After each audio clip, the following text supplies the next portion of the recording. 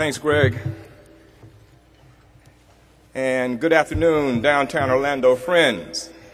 Come on, guys. You know me, I'm a little nervous at the beginning. Kind of help a brother out. Show me some love. It's kind of cold in the room. Warm it up some. All right. Thank you so much. I am so proud to serve as the Downtown Development Board and Community Redevelopment Agency Executive Director in one of the most progressive, vibrant, and exciting downtowns in America. It's great to see everybody here again at Amway Center 1 year later. And I have the honor, as usual, of introducing Mayor Dyer. But before I do that, I'd like to take a moment to acknowledge some of downtown Orlando's biggest supporters who are with us here today. And as I call your name, would you please stand. First of all, State Representative Geraldine Thompson is here. Representative? Thank you. As you know, the Community Redevelopment Agency is comprised of City Council. And today we're joined by all 6 of our City Commissioners. Again, as I call your name, please stand and remain standing. District 1 Commissioner Phil Diamond. District 2 Commissioner Tony Ortiz, and I think he's in the stands in the back. There he is, back there. District 3 Commissioner Robert Stewart. District 4 Commissioner Patty Sheehan. District 5, my Commissioner Daisy Lynham. Thank you. And District 6 Commissioner Sam Ings. Thank you so much. Friends, this council continues to demonstrate its appreciation of the necessity of a strong and vibrant downtown Orlando as the nucleus of Central Florida's urban core. Once again, help me express our sincere appreciation for their leadership and support. Thank you all. Now, as you know, forming a CRA requires not only city, but county support as well. And joining us today are several members of the Orange County Board of Commissioners, as well as the Orange County Property Appraiser. Mr. Bill Donegan is here. Would you rise, please?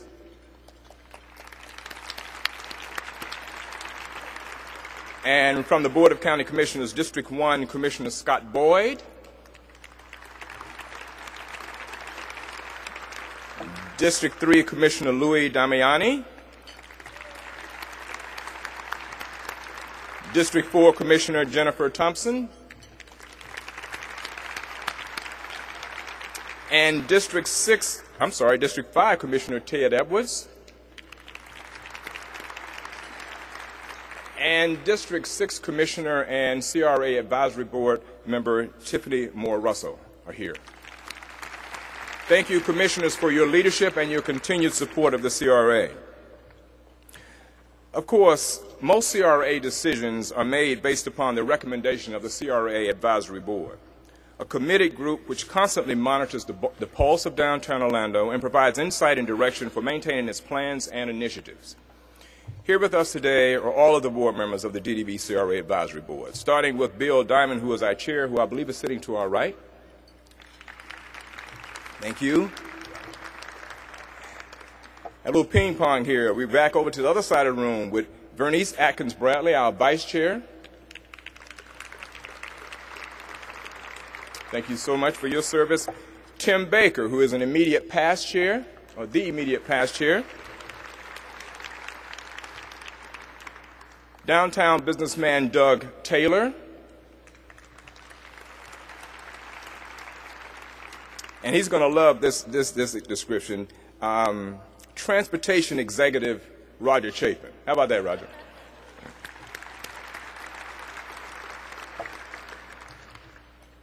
Also joining us, Terry Delahunty of the CRA Advisory Board. Attorney Delahunty. Thanks, Terry. And former board chairs, Jennifer Quigley.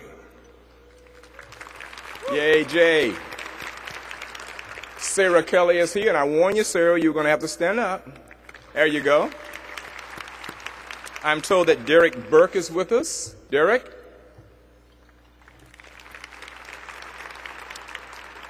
And finally, Bob McClellan is a former board chair. Thank you all so much for your continued support.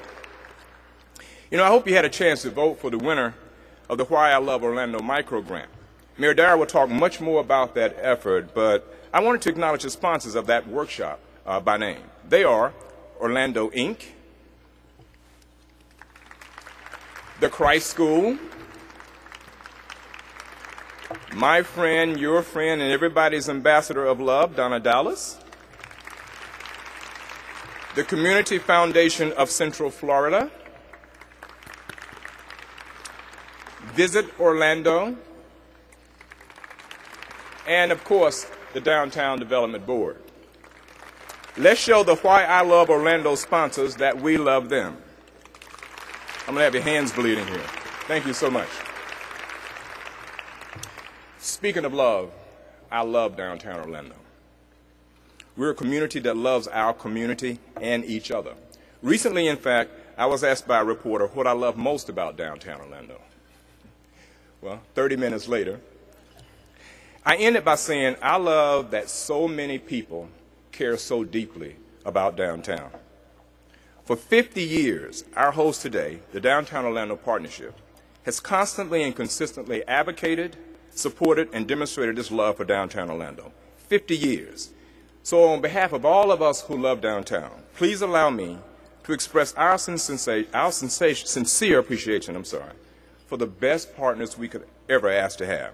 Thank you, DOP, for what you have done, are doing, and will do. Thank you all so much. Help me thank them. 50 years. And 25 of those years has been spent under the leadership of one Buffy Pulaski. Buffy, are you around? She's somewhere. I know she is. We got 25 years with Buffy leading that organization. All right. Now it's time to hand over today's event to the mayor.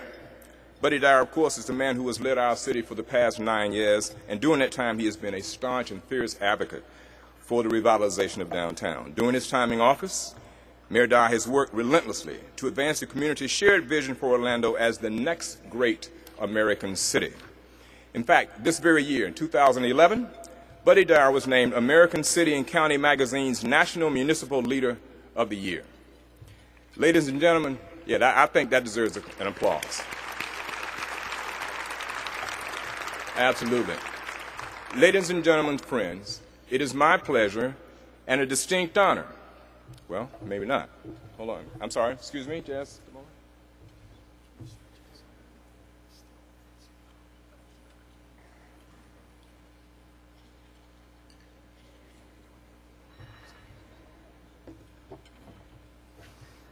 Okay. Maybe I can tap dance a little bit.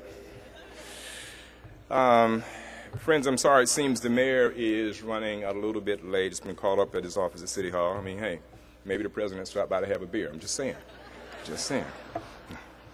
And so what we're going to do is, through the wonders of technology, Ed tells me that we do have the ability to activate a live feed, is that right, into City Hall.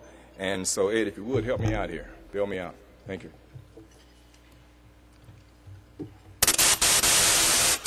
What do you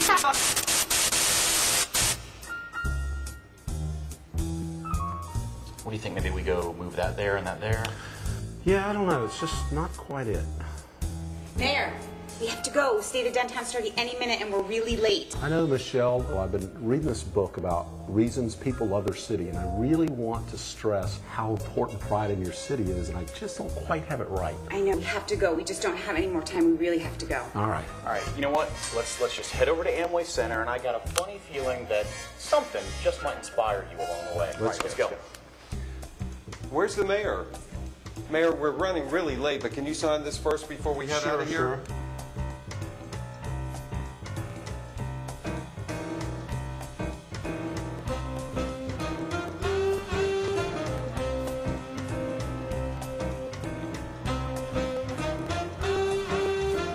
I know why I love Orlando, but I need to focus on why other people love our city. No, I've got another idea. I'm going to walk. I'll meet you over there.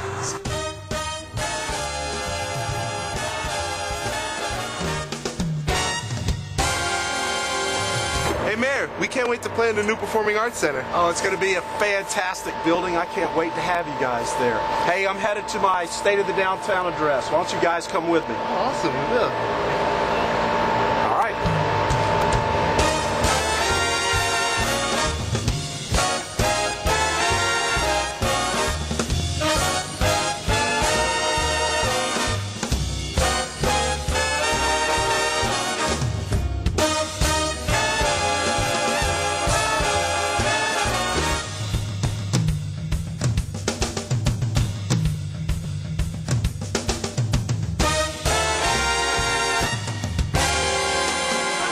Hello. What brings you downtown? We are down for lunch here. Great. Where And do you work? We work at Florida Hospital. Thank you for getting the Sunrail going. We can use it on our way to work at Florida Hospital. Well, I'm going to do my State of Downtown address. Why don't you guys come along and talk about Sunrail?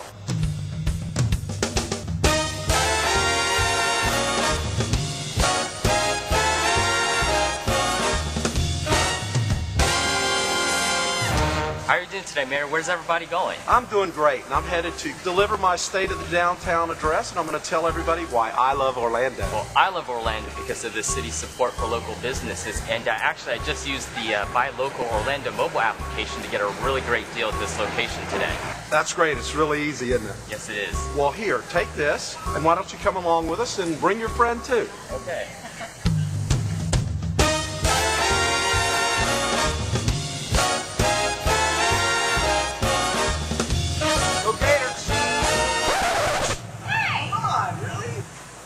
Go Knights!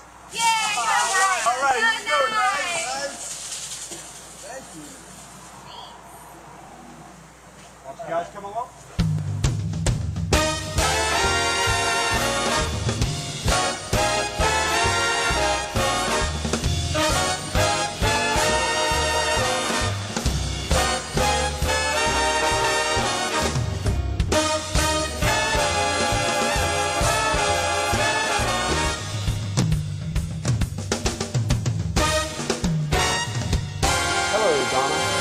Thank you, Mayor Dyer, for supporting the arts and culture in this city.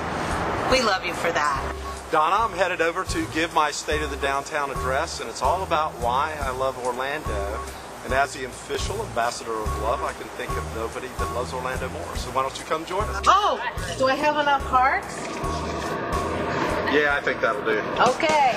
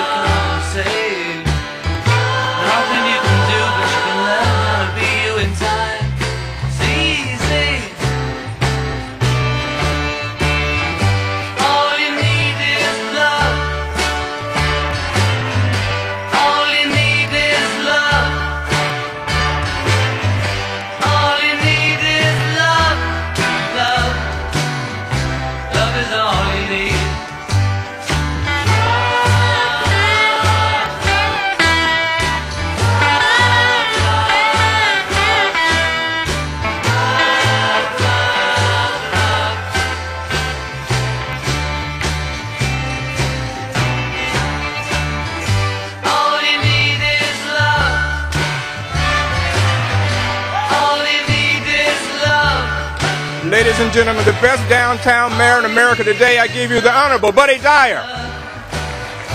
Love is all you need. Nothing you can know,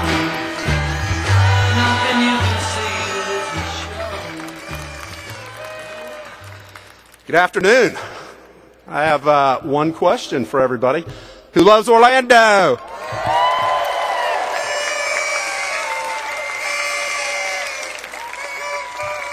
And a special thanks to everybody who volunteered to be in our video. You certainly inspired me.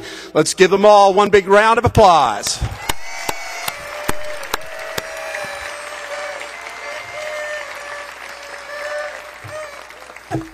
All right, I want to begin by saying that amid all this fun associated with State of Downtown, the future of Orlando is serious business. Jump-starting our economy, creating jobs and revitalizing downtown will make a difference in the lives of all Central Floridians. But just because this work is serious doesn't mean it can't be done with pride, with a positive attitude, and yes, with love.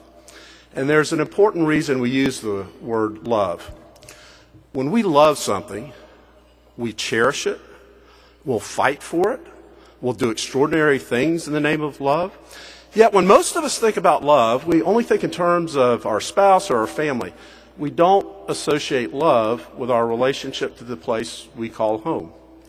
And that relationship between people and their places is actually one of the most powerful forces around. For example, it can inspire people to work together to solve problems or help those in need.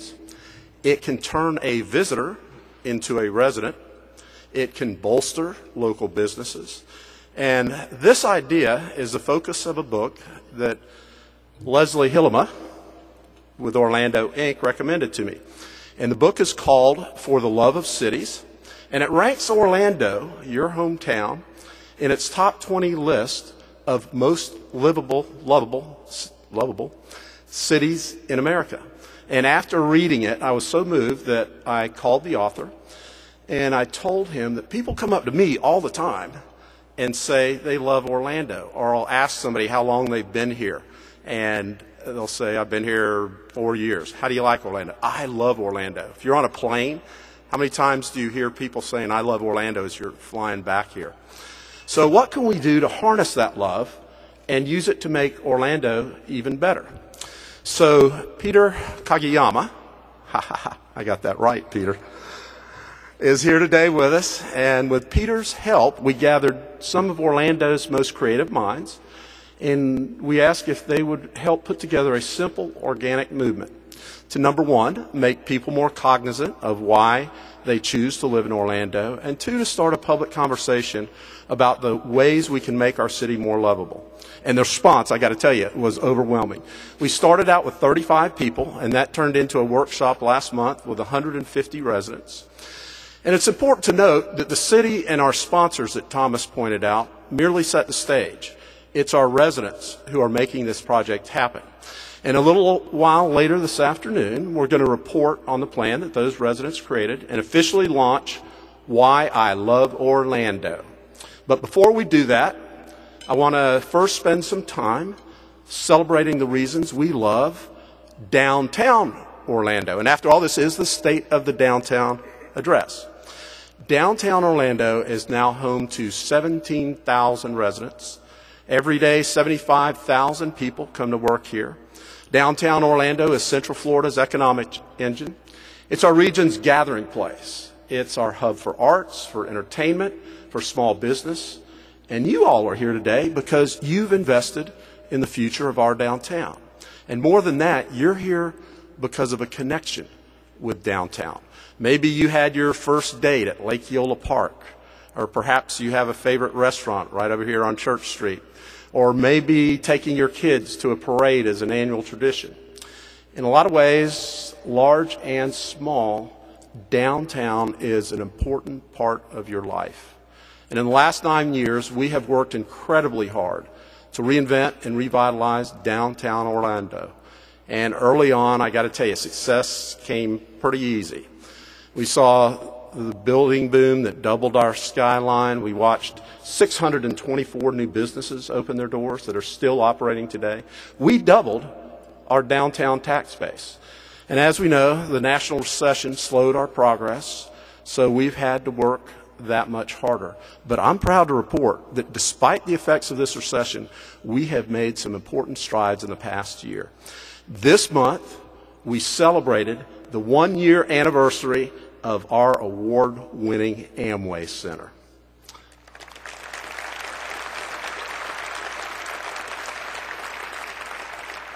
And just as an aside, if you look up at the banner over here, it says Amway Center and it has a gold seal. That's the gold LEED seal certification that we received on this building. This first arena, newly constructed in the arena, to receive LEED certification, and that's gold. So I bet a few of you are looking up at that pennant and couldn't figure out exactly what that was. So that's what it is. Nearly 1.5 million people have attended events in this building since its opening. And the Amway Center has meant thousands of jobs for our residents, and it's been a catalyst for small businesses. Now, while we're talking about the home and the magic, I want to publicly appeal to the NBA and the Players Union to find a way to compromise so that we can salvage this season. I think I can safely speak for every person in this room when I say, we want our magic back.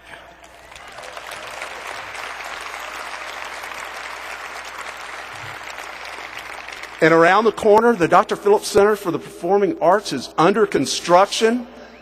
Dr. Phillips Performing Arts Center is under construction. And this is a project that's also going to create jobs and keep businesses afloat. The Dr. Phillips Center is a realization of a dream this community has had for decades of a world-class home for arts and cultural events in downtown Orlando. And I want to say this, I want to reemphasize, we remain committed to ensuring that the Citrus Bowl gets the upgrade it deserves so we can retain our bowl games and compete for new events.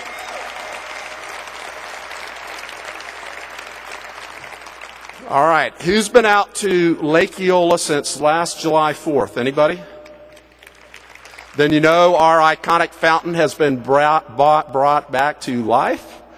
And our beloved fountain is actually the perfect example of something unique that inspires love for a city.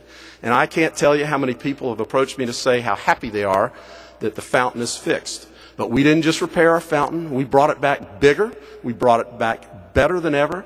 And tonight, I want to invite everyone to join me for the first nightly fountain show. At 8 o'clock, we'll have one at 8 and one at 9:30.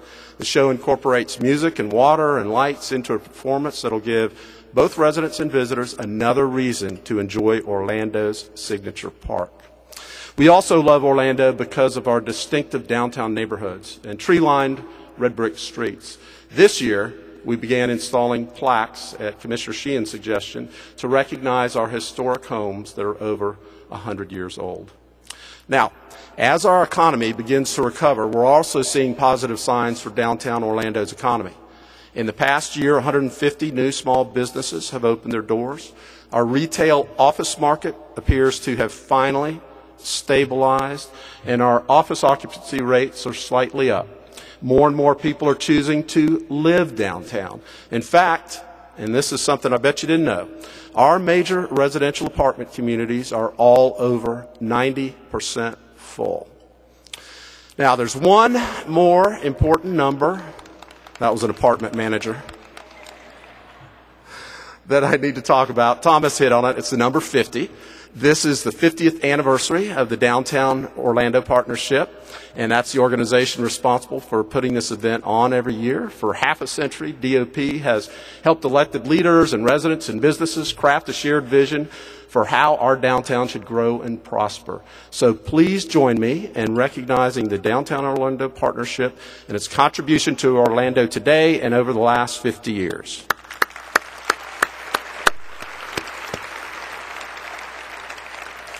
So, while we're proud of our history, we're also equally focused on the next 50 years in downtown Orlando.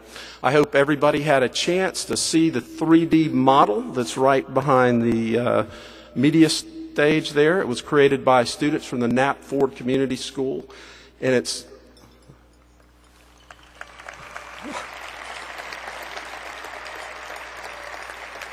my three little helpers that were with me when I walked in are all students at the Knapp Ford Community School, so they participated in that. And it's their vision of a revitalized Paramore neighborhood and downtown's Creative Village.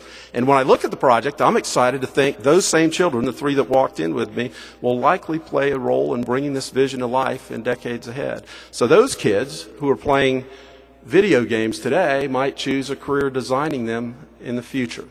The Creative Village is a 30-year project which will transform the site of the old Amway Arena into a hub for high-tech companies and generate 5,000 permanent jobs. And demolition on the Amway Arena, which will be a green demolition, begins in December. Now, when it comes to the future, there is no single project which will transform our city and our downtown more than Sunrail. Got it. That's Senator Constantine. I knew he'd come up with that answer. Sunrail will give Central Florida's residents a needed alternative to their automobiles. It'll create tens of thousands of jobs. When our new governor was evaluating whether or not to let Sunrail proceed, he asked our local businesses to tell him why it was vital to our economic future, and they did that. Dozens of our region's largest employers stepped up, including those associated with downtown Orlando's 4 Sunrail stops. Orlando Health said that Sunrail will allow them to create an additional 8,000 jobs on their campus during the next 15 years. Florida Hospital described its $810 million plan to re-engineer their entire campus to connect to Sunrail. The Magic said they'd explore ways to make it easy for fans to use Sunrail to get to the games, and they proposed a new $100 million retail and entertainment complex right across the street, right across Church Street. And last month, they added plans to move their entire corporate headquarters to that $100 million mixed-use complex.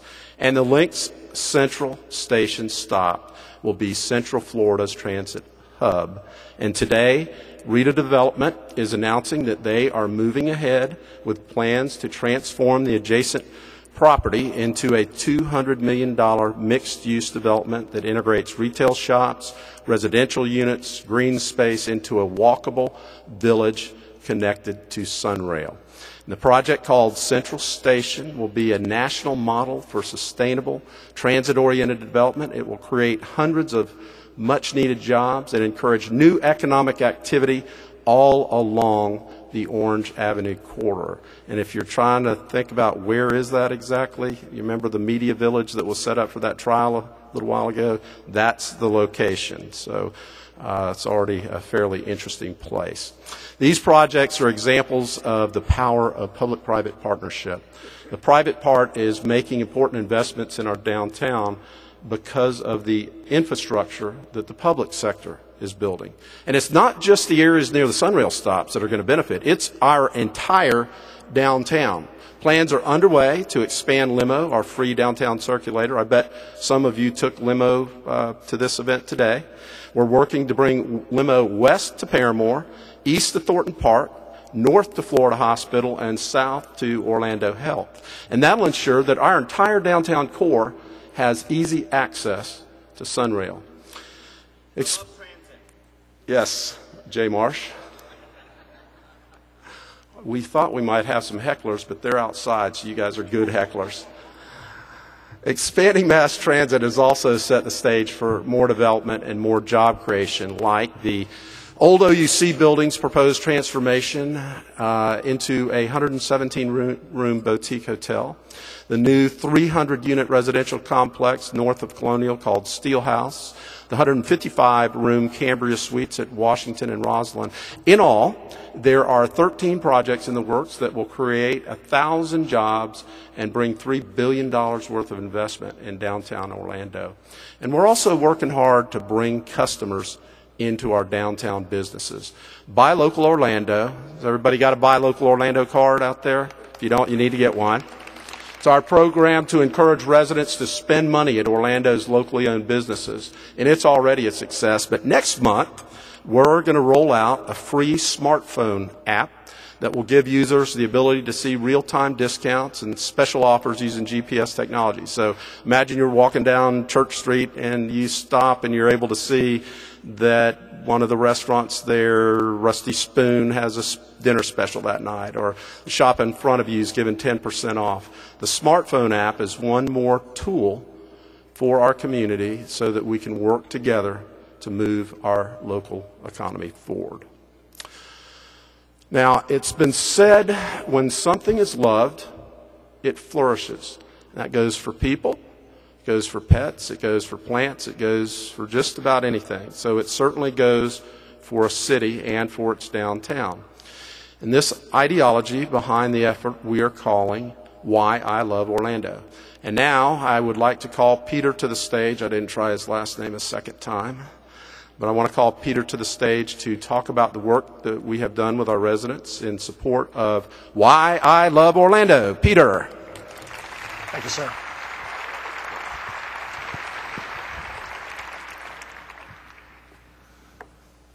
Well, Mr. Mayor, you've made the case that the book articulates, and I think you've done it better than I could. It's obvious how much you love this city, and it's really starting to show. Folks, if you will, part of what I'd like to do here this afternoon is just give you a real brief sort of background on the book and sort of the thinking there, and then explain to you sort of what we did in this workshop, because some of the ideas were pretty exceptional, and you guys actually got a chance to vote on some of that. So is that okay with you? Sure. All right, well, let's go ahead and get started. And the mayor actually started this conversation. Let's bring up the first slide. Which actually, why lovable cities matter. And I think he made the case. When we love something, we cherish it. We go do extraordinary things for it. We forgive those things we love. Yet most of us don't necessarily think about ourselves as being in this relationship with our cities, and that's actually kind of sad. In fact, let's go to the next slide. The Gallup organization, in conjunction with the Knight Foundation, between 2008 and 2010, did this Soul of the Community survey. And they basically were trying to figure out what is the state of our relationship with our cities. And they found that nationwide, it's not very good. 40% of us are unattached to our cities, 36% are neutral, and just 24%, less than a quarter of us, actually say that we're attached to our communities. And that's very sad. I don't necessarily think that's the case here, but that's looking at sort of the general state of our union, as it were. What they also did at the same time is they were looking at economic data that goes with that. And they found that the cities that had the highest levels of emotional attachment, passion, and loyalty also had the highest levels of local GDP and economic vitality. Now, not necessarily causal, but one of those interesting things that moves together, and we all know when statistics move together, we pay attention to them. So let's go next. So that love matters really shouldn't surprise anybody. Now, children are loved, they thrive. Pets, plants, and objects, as the mayor said. And he is right. We did talk about objects, and this is a slide I like to use because many of us are actually from up north, and we remember those salt-covered cars from up north. That's why we live down here, right? But that car sort of represents the nature of most people's relationship with their city. It's very perfunctory. You know, that car, okay, we all have this relationship with our car. It gets us from point A to point B. We do the scheduled maintenance. We wash it occasionally. But it's a tool. And most of us treat our city sort of like that, just as a tool. But what happens if we start investing a little bit more of ourselves into our city? And then you might see a car that looks like this. A car that somebody's out there on the weekends and they're wiping it down with a diaper. They're changing the oil even if they haven't driven it an inch, and they're making it something very, very special. Now that car looks and feels very different than the car that most of us drive. And I submit that if more of us fell in love with our cities a bit more and we invested more of our emotional content into our places, our cities and our neighborhoods would shine a little bit more as well. And I've got to show you sort of how this comes about. Let's go next.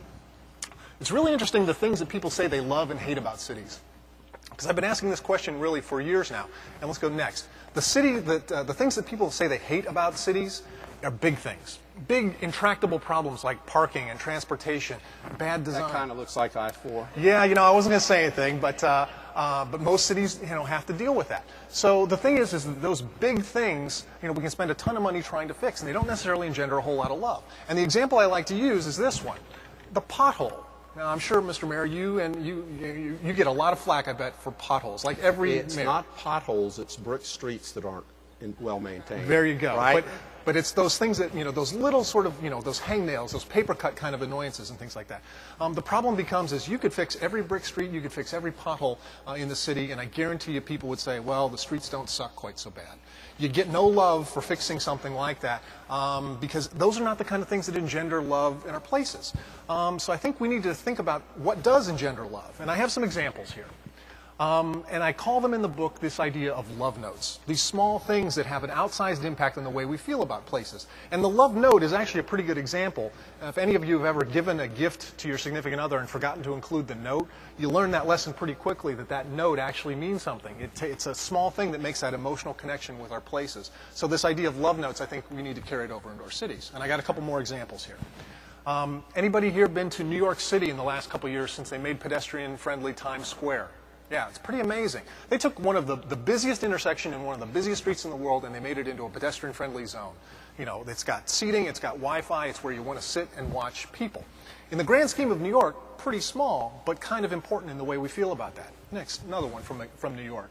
Highline Park was this old elevated rail line that they turned into this green space. Now, for 30 years, they couldn't figure out what to do with this stuff, but this opened up about a year and a half ago, and it's an amazing experience. And I understand you were just... I just visited that 3 weeks ago after we had our seminar, and it's an incredible space. There were artists actually up there painting, and hundreds of people just walking around I was there on a weekday afternoon, and there were hundreds of people. And you wouldn't think that being just 2 stories above the city would change your perspective on the city. Totally different experience Totally than different being experience. down the street. Yeah, and a great example of turning sort of an old white elephant into something remarkable. A couple more examples. Something in Millennium Park in Chicago. Many of you may have been there. And I freely admit that this is a giant love note, a very expensive love note as well, but it does teach a really important lesson. It's in this public art that they have there. This is called Cloud Gate, but everybody calls it the Bean. And if you've been there, you've had the experience of approaching this, and you find your reflection in it. You take your picture of the skyline, you see kids laying underneath of it and playing, and right next to it are these giant water towers, or excuse me, essentially fountains with these video faces on them. And during the summer, you'll see water spouts, creating this sort of above-ground pool where kids will play. Now, play is incredibly important. And in a city that is actually associated with play, I think this is an important lesson. We don't play enough with our cities. Think about the importance of play in our daily, our relationships with our significant others, our friends, our family. Those unstructured moments where you're just at ease and doing something completely unpredictable. Play. We need to find more ways to play with our cities. And I think, Millennium Park is a great example of that thinking. And if we can figure out more ways to be playful in our cities. A couple more. Next. There we go. Something that doesn't cost $475 million. These street pianos that originated in England. And it started when this guy couldn't actually get his piano up the stairs to his new flat, so he puts a sign on it that says, "Play me." And of course the idea was born. And these artists have taken this idea, and these pianos have literally traveled all over the world. And they're these simple little things. You put a piano out in the middle of the city, and you invite people to come and play. And creates this wonderful little moment, an impromptu concert that sort of impacts the way you think and feel about the place. Small, but it makes you smile. Next. Over in Tampa, we have this new Tampa Museum of Art, which is pretty cool. But I submit that beyond the museum itself, which is wonderful, there's a couple small elements that they included that I think are maybe even more important. Next. One is the dog park that's right out in back of it. And next. The other one is this. Next. Thank you. Is this playground. Now, of course you need the museum to anchor this stuff, but on a human scale, that dog park and that playground are things that we relate to on a day-to-day basis. And probably more of us get use out of that. And to their credit, I'm sure somebody said, hey, do we really need that dog park? And isn't that playground really a lawsuit waiting to happen? I said, no, we're going to move forward. We're going to make that's an important statement in terms of creating the type of downtown that people want. Next. And of course here, you have your fantastic farmers market there on Lake Eola. It's something that, again, in the grand scheme of Orlando, not a big thing, but certainly one of the more heartfelt things and something all of you probably enjoy. And next. I have to say that as far as rituals and traditions in cities go, which are important, I think the relighting of your fountain in Lake Eola was far more important than the simple act of reconnecting lights and water. And you said it yourself, the citizens felt better, didn't they? Absolutely. Yeah. I mean, you could have taken that money, and I'm sure somebody suggested it too. He says, well, shouldn't we maybe fill some more potholes with that money instead of doing something that seems kind of, artsy and frivolous? But no, you pay attention to the psychology of your citizens, and that's an incredible It's the icon of our city, and without question, I think people were in a funk about the fountain not being on. And it's an amazing example of relighting your spirit, relighting your heart, as it were. So, I want to share a little bit more of these ideas, because here's the thing. The fundamental point is that the gap between the city that we desire and the city that we can afford is growing. We all feel it. We all know this. Now, the question becomes, how do we step into this gap? And what are we going to do as citizens who love a place What are you going to do to step in and help fill that gap? And we asked that question of the folks here in Orlando, and that was what this workshop was all about. And I'd like to share a little bit of that and sort of some of the results that came about on that. We did this on October 4th. We did it here in the Amway Center in the great meeting spaces, upstairs. Fantastic sponsors. We had 150 plus people came out. Let's go next. We had the mayor came out, and I was, we were incredibly flattered, and I think it says something that you came and spent the afternoon with us, that this is important stuff. Next. So we started by asking the folks, here, your citizens, said, what do you love about the city? And it's amazing when people would come up, they would smile and they would share something that was intimate and connected them to their city. And we thought this was really kind of important. And Mayor, do you remember what you said you loved about the city? I love how we embrace diversity in our community. And it was some things, big grand things like that, to small things like a particular neighborhood or a certain, view, a certain time of year folks, were saying these kinds of things. Next. And we collected all of those points, and because there were these wonderful expressions of love, again, the small love notes. Next. Then we went in, we did something kind of silly about messaging, and we took the idea of T-shirts. Now we all own T-shirts, and there's certainly tons of T-shirt shops, here in Orlando. But think about it. How many of you would wear, or is there a T-shirt that you as a local might wear? So we were asking that question. We came up with some great things, some stuff that folks actually might, we think maybe some businesses might actually come out of this. Next. And all the time that this was happening, we actually had our graphic recorder, Michelle Royal, my partner here. She was recording all of this. Next. In fact, you can see it over here to my left. If you haven't checked out the mural, it's pretty exceptional. And really what it did is it captured all the ideas so that folks didn't have to take notes, but it was a sort of visual artifact, as it were, of the day. Next. So there's Michelle. Go ahead. One more. Now, what's kind of amazing here is that we actually captured all of the detail of all of these ideas and sort of moving these forward. Next. And this was an idea that sort of came out, just to hear people talking about this. Orlando is the heart of Florida. Now, may sound a little corny. I actually think it's a wonderful expression. I mean, it resonates geographically, and I think it resonates with sort of the aspirations that your community has. Next. Then the last project, we challenged the folks in the room, says, look, money's tight, but what if we were to give you guys $500, next, and if you had $500 to make the city a better place, what would you do? And we turned them loose, and they came up with some wildly cool projects, and you've got a chance to vote on those. Next. And folks came up and they shared their ideas, and it was this sort of big brainstorming session. And I want to share the idea that won that day, because we voted in the room, was this idea about dumpsters. This is an artist by the name of Andrew Spear, and what I think is kind of significant is Andrew does not necessarily look like your typical city maker, as it were.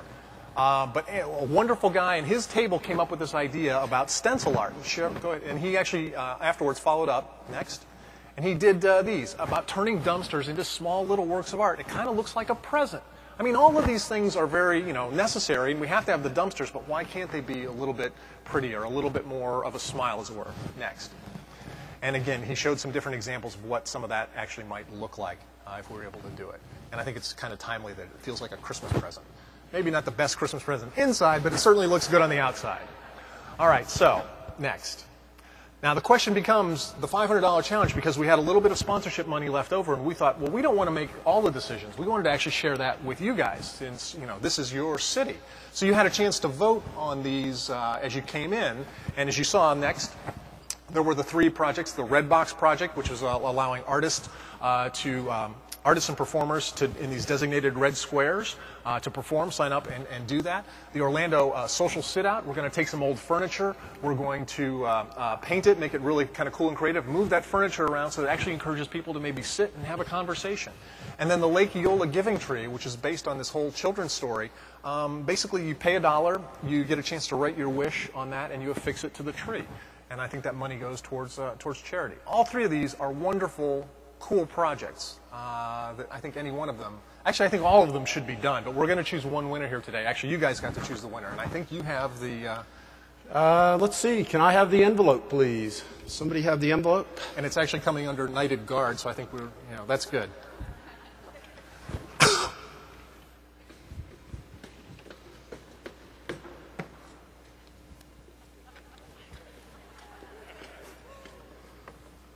Thank you, Nitro. And the winner of the $500 Why I Love Orlando micro grant project is the Lake Eola Giving Tree. All right.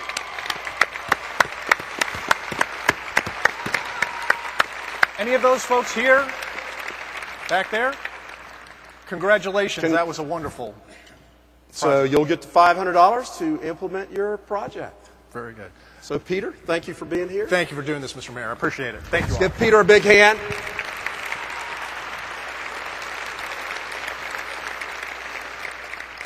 Okay, to wrap up this afternoon, I want to encourage everyone to get involved by liking the Why I Love Orlando Facebook page. I can't wait to see what our residents have to say about their love for Orlando. And one of our first examples is the Giving Circle, which was done by Appleton Creative, which is on display here today. I'm not sure where you came in, but see the board over here. I'd encourage you, if you didn't see it on the way in, right next to the tunnel there, just to go by that on your way out. I want to say thank you to all of the Why I Love Orlando sponsors. Let's give them a hand again. And to the sponsors that made our downtown address possible here today. Let's do that.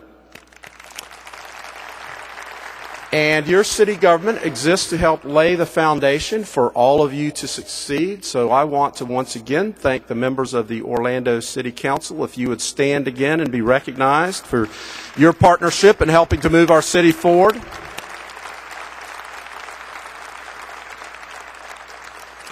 I'd like to thank my wife Karen, who's here with us today. And most of all, I want to thank each one of you for being here today and for your commitment to downtown Orlando and our entire city. I know that times have been tough, but I also know that Orlando residents are resilient, and uniting in our love for Orlando, we can move from recovery into prosperity. So I hope you remain as excited and as optimistic as I am about the future of our city and the future of downtown Orlando. Thank you very much, and have a great day in downtown Orlando.